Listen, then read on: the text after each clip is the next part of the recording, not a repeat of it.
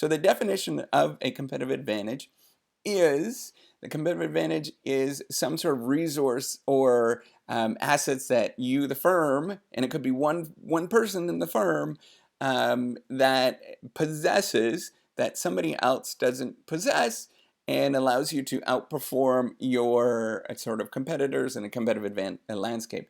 And I need to mention that the name sort of competitive landscape or your competition, the way that we sort of think about them sort of normally, it's kind of it's an unfortunate word to think about, that sort of competition as this way of sort of, you pushing and shoving and moving, stealing competitors and all that kind of, or stealing your customers from somebody else. That's not the way you should be thinking about it. The way you should be thinking about it is you're providing some sort of service that somebody else isn't doing, or product somebody else isn't doing, that's helping other people out.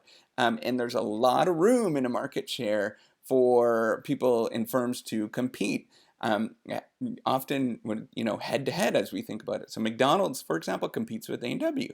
They provide different flavors, different tastes, different experiences, and it allows people to go, a customer to go to McDonald's one day and go to A&W the next day, and then have sort of some, variability, and they both are prospering from that experience. You often see restaurants together, clustered together, very fast food restaurants clustered together because of that. Like, you think about, so for example, a food court, right? If you go to a food court, one person can get one type of food that they really wanted that day, another person can get another type of food they really wanted that way.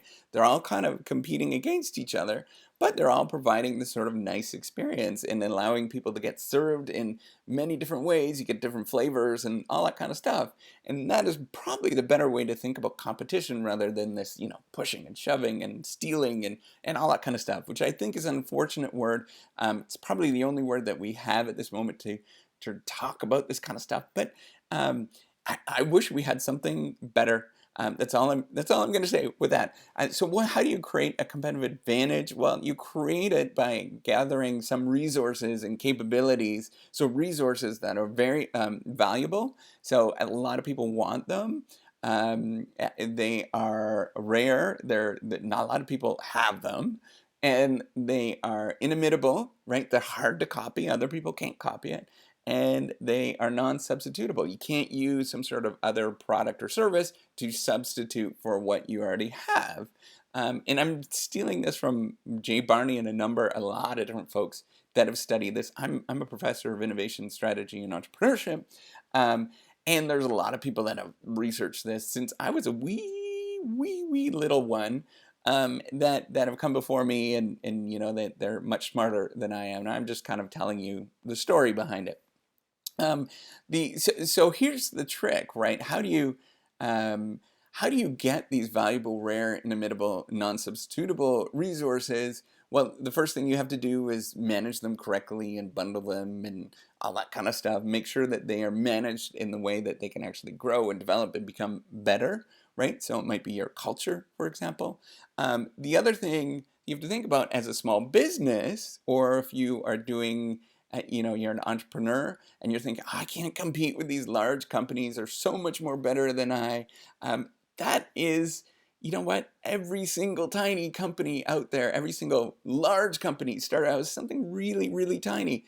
McDonald's was one restaurant, A&W was one restaurant, Chick-fil-A was one restaurant, IBM was one person or a couple of people when they first started out. Medtronic was one person, one of the largest manufacturers. It is the largest medical device manufacturer out there. Walmart was one store. They all started out as something really, really, really, really tiny, and they grew and grew and grew. Even though that there's all these really big, massive competitors out there in that space, right? And the reason why they grow is they focused on something that wasn't currently being solved in the marketplace. Is one particular problem that wasn't being solved, that it was being just overlooked. For whatever reason, maybe that little tiny market was so small that the other competitors thought, well, it's not really worth my time. Often, particularly with restaurants, for example, we often think, oh, why would anybody want that kind of flavor or that kind of thing, right? All we wanted in the 1950s and 60s was white Wonder Bread.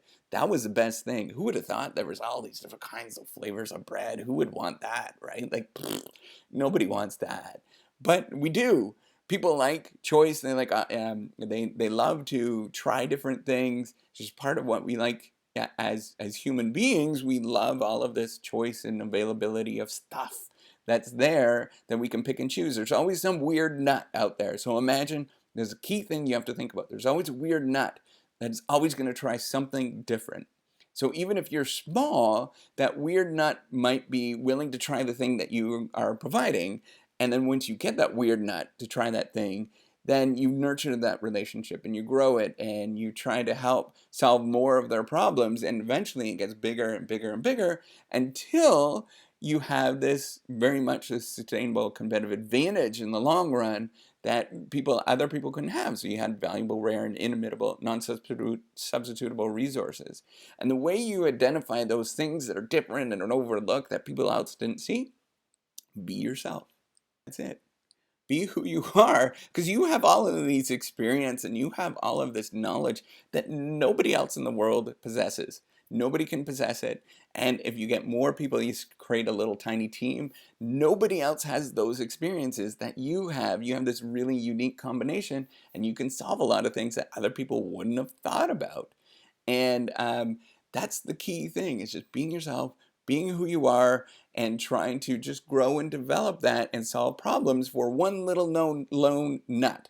And that one little lone nut is going to help you grow, and they're going to start telling other people about this really cool things. And pretty soon it's not one little lone nut that is looking at your services and thinking that's really cool. It's a lot of people that are doing that. And pretty soon you have this thriving, bigger business, right? And it grows and grows and grows. And that's how it generally works. And that's how you get this competitive advantage for a small business or a startup or any entrepreneurial venture. Just being amazing, solving one little tiny problem, and eventually it'll grow. And that's all it takes. That's what you have to do. So if you like these videos, you think this is cool, if you want to help out in any sort of way, subscribe to the YouTube channel. If you like this video, do one of those. If you don't,